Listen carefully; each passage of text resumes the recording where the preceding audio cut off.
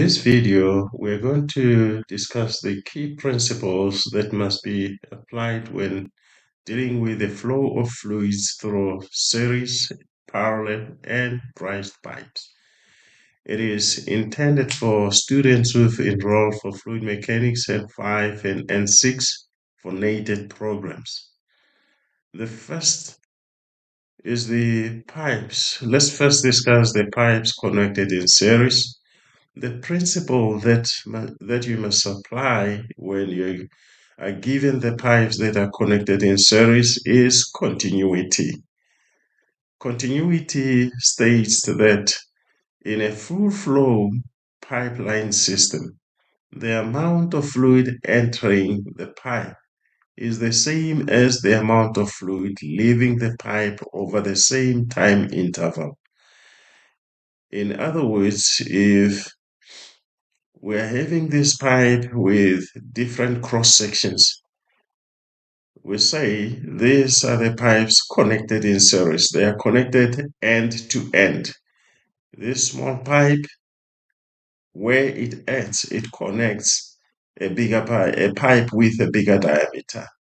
So what we do here, we say the flow rate, which is represented by Q in pipe section 1, is the same as the flow rate in pipe section 2.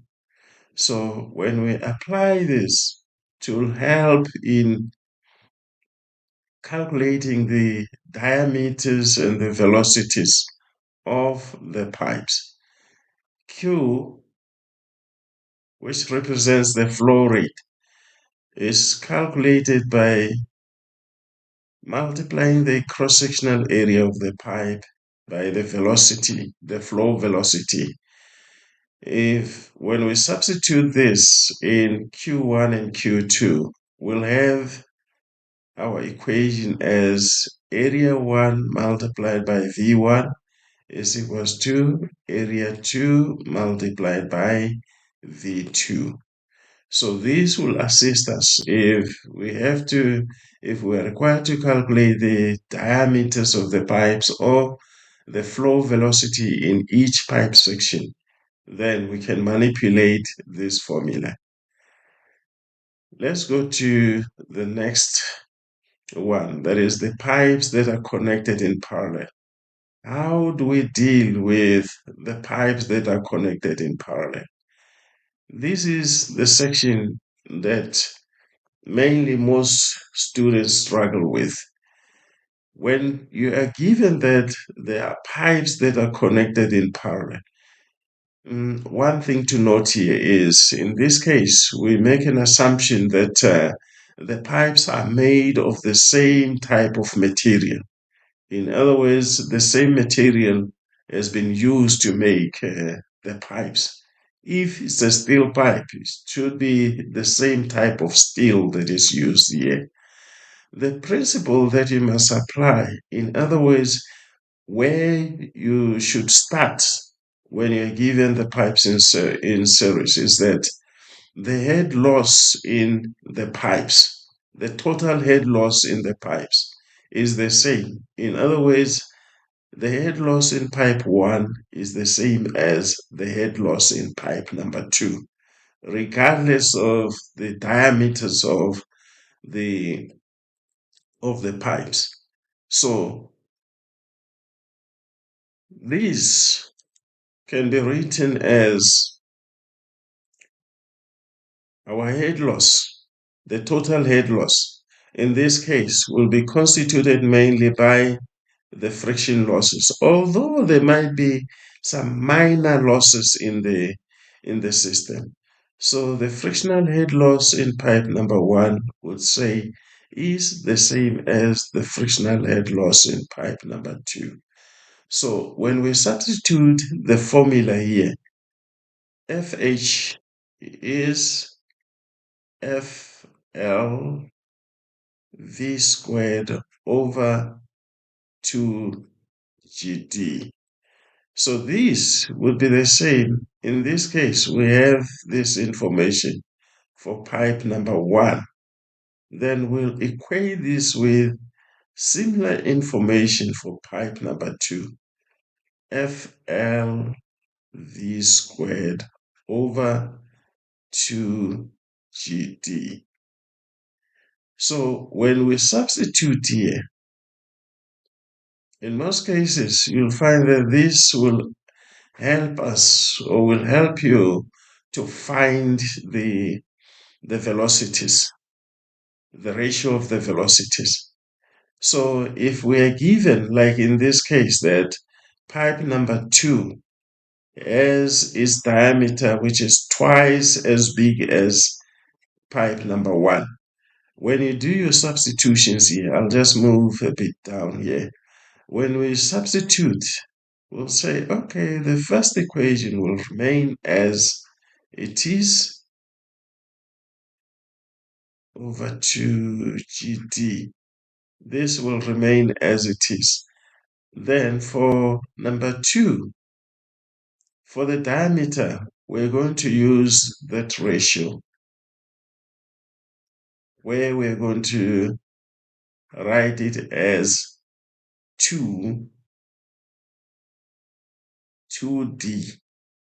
because it's double the diameter of the first one. So when you look at this, in this case, we will be given that the lengths of the pipes are the same, and the frictional coefficient of the pipes are the same because they are made of the same material. So it means that from this equation, 4 and 4 from both sides will fall out. F and F will fall out, the length and the length will fall out, then 2G and 2G will also fall out. Now we have the diameters. Here we've represented diameter for pipe number 2 as 2D. So D and D will fall out. So we'll remain with V1 squared is equals to half of V2 squared. So this is the ratio that we're going to use in the given question to calculate whatever is needed there. So it's very important to know the starting point. So knowing these principles help you to know where to start. Now let's come to the third part, which is the branched pipes.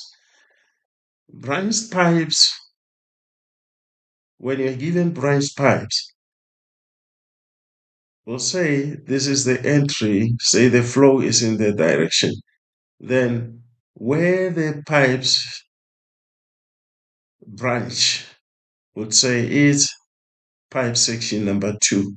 Then we have that as number 3 and number 4. So the principle that you must apply here is continuity. With continuity, I would say the flow rate at the pipe section 1 is the same as the flow rate at pipe section 2. But at 2, we see that there's a branching. So we cannot say Q1 is equals to Q2 equals to Q3. But in this case, because some of the fluid follow the path of 3, and the path of 4, would say Q1 equals to Q2 is equals to Q3 plus Q4. When we get to Q4, Q3 and Q4, we have to add them so that their total is the same as what we have in Q1 and Q2. Then we can manipulate this based on the given information. If we are given if we are required to calculate the flow velocities or the diameters, then it will depend on the given information here. So you'll just substitute and then continue solving the problem. Let's take a quick look at this example here. It says 3 pipe sections are laid in series and are having diameters D, 1.5D, and 2D. Series means the pipes are connected end to end. That is what we are having in this diagram here. That is, we have pipe number 1. At its end, it connects to pipe number 2, and there is pipe number 3. So these are used to supply 2 tanks. We have tank number 1 and tank number 2. The flow is in the direction towards tank number 2. The velocity of water in the biggest pipe section is 3 meters per second. Calculate the velocity of water in the other 2 pipe sections. In other words, in pipe section 1 and pipe section 2. So we are given that there, the flow velocity is 3 meters per second. So the principle that we must apply here, when we go back, we see that for the pipes that are connected in series, we have to apply continuity.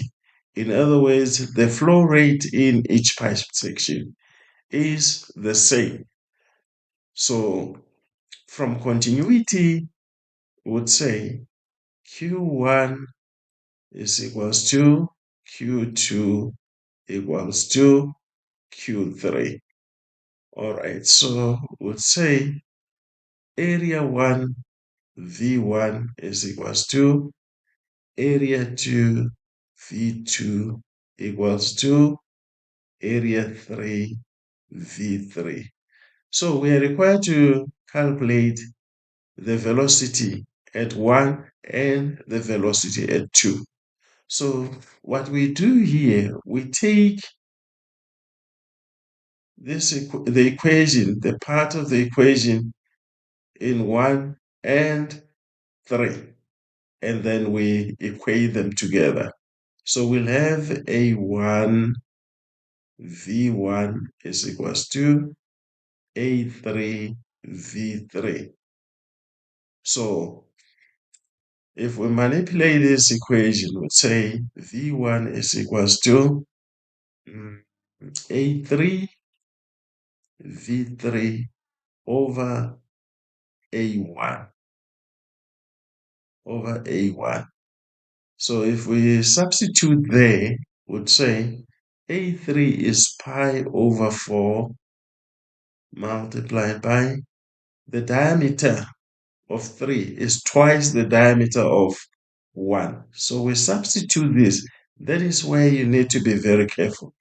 In your substitution, substitute these as a ratio. Where there's diameter, put 2D and then you square. Then we multiply this by V3, V3, which is 3. All this over pi over 4 multiplied by the diameter of pipe section 1 is just D. So we square it. In this case, pi over 4 and pi over 4 will cancel out. So what we have at the top now will be 4D squared multiplied by 3 over, at the bottom we have D squared. So D squared and D squared will now cancel out. So we have V1 as 12 meters per second. Then we go to the next one, the last one, or V2. V2 similarly will use that equation, A3 V3, but instead of A1 here, we'll have A2 because now we're dealing with pipe section 2. Then we substitute pi over 4 into 2d squared all squared multiplied by 3, all this over pi over 4. The middle section, the ratio is 1.5 d. So when we're supposed to substitute the diameter, we're going to substitute by 1.5 d, then we square. We square all of this. So pi over 4 and pi over 4 will cancel out. Then at the top, the same as the previous question or the previous calculation. Then at the bottom, 1.5 squared will give us 2.25 d squared. Now the d squared and the d squared cancel out. So we have 12 over 2.25, which when we calculate, we get 5,333 meters per second.